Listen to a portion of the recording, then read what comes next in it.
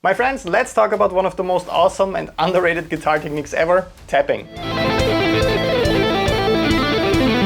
I'd like to introduce a brand new format on my Guitar Academy channel today. On every Wednesday I would love to revisit a classic lesson episode that I did in the past with you. I think I made around almost 400 of these videos by now, and the chance that you have seen all of them is quite slim, let's be honest, and I might look a little bit different in my older videos, but the technique and theory tips in all of them are incredibly useful and very valuable. So it's kind of a shame that the majority of my viewers haven't seen those videos yet. For this week's episode, let's check out 5 awesome tapping tricks. I promise that these will spice up your tapping technique right away. Let's get started. This week we'll talk about tapping, yet another very often requested topic. In this video lesson I want to show you 5 of my absolute favorite tricks concerning this technique, and I really hope that they will spice up your playing too from now on.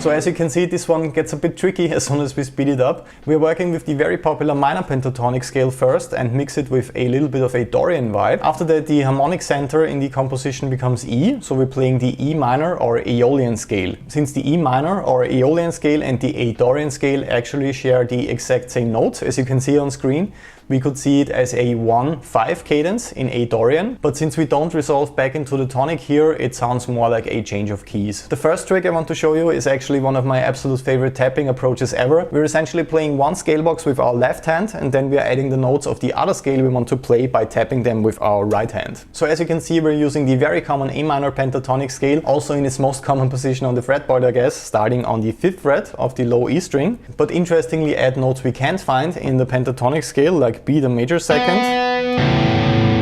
and the major 6th, the characteristic Dorian interval F sharp.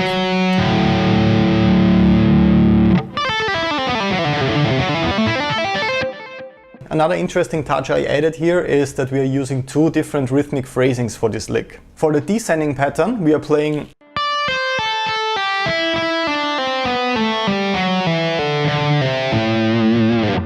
so a tapped note followed by a pull-off, but for the ascending phrase we change it to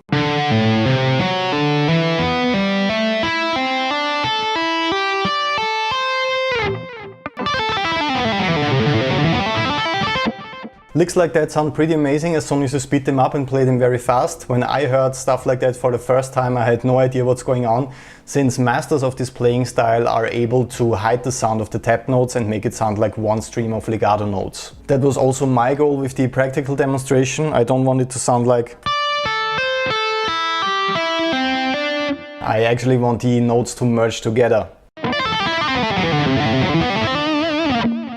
If the tapped notes are articulated in the exact same way as the hammer-ons and pull-offs in the lick, and you also manage to nail the note spacing and play in time, it sounds really impressive and just like one effortless stream of legato notes actually. I really want you to experiment with that the next time you're writing licks or solos. Try combining 2 different scales and see what you can come up with. Now let's move on to the second trick I want to show you. My friends, just a super quick interruption before we continue exploring some awesome tapping tricks. As always, you can download all your practice files for this lesson on patreon.com/bernd with the link down below. And over there you also get access to my complete 30-day tapping online course. It starts with very slow and simple play-along exercises so that you can work on the foundations of more advanced tapping techniques together with me. These play-along exercise routines have scrolling tabs on the bottom so that you can play along with me, and you also get some immediate visual feedback when it comes to the technique. You can just mimic what you see on screen. That's the proven way of making the fastest amount of progress in the shortest amount of time possible. It's basically like I'm in the room with you working on those exercises. And then over 30 days you will tackle intermediate and even advanced exercise routines, which will help you with finally unlocking the full creative power of advanced tapping techniques, which is something that will really set you apart from most guitar players. So start my full 30-day tapping online course today by just clicking the link below, patreon.com/bernd. And I promise in 1 month from now you will be an absolute tapping master and you will be finally able to play and compose super awesome tapping licks like this. So click the link below, I'll see you over there. When we are tapping, we can also let the notes overlap, of course. That's something that's often ignored or not really thought about, because we are mostly thinking about a sound like that when the word tapping is mentioned.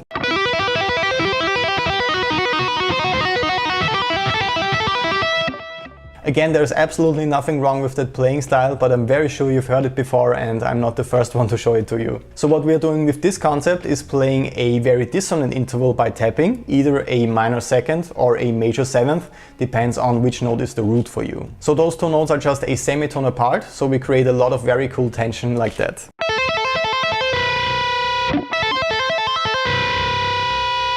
I really like this kind of crazy sound and use it a lot in my own licks. When you're playing like that, please make sure that the notes are actually overlapping. You don't want it to sound like that, for example.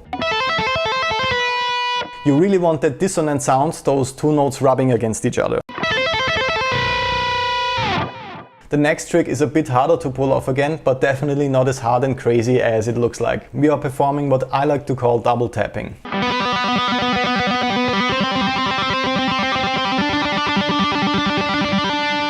Again, our biggest goal with this technique is creating a super fast and effortless sounding stream of notes. First, we are tapping a note, like C, on the G string here. Then we are pulling off. Then we are hammering the same note, pulling off. And we're just repeating this motion over and over again and making it faster until it sounds like that.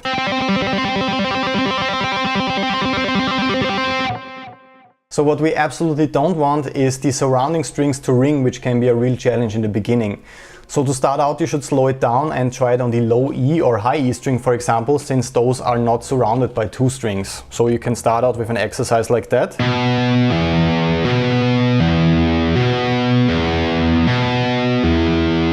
And you don't want the A string to ring here.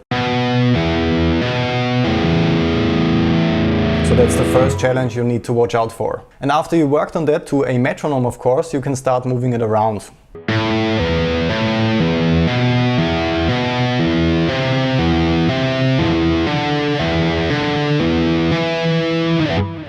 So as soon as you start working on stuff like that, it gets more musical and turns into something you could actually use for a song or riff. So make sure to actually play in time. This is not just a crazy effect, it can also be used creatively, as we discussed.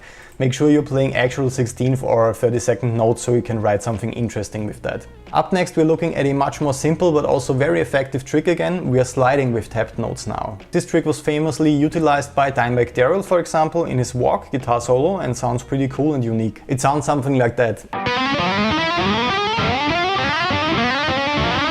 So as you can hear, plenty of possibilities for some really crazy licks. Essentially, we're just tapping a note, sliding up, hammering a note, sliding up, tapping a note, sliding up, and so on. So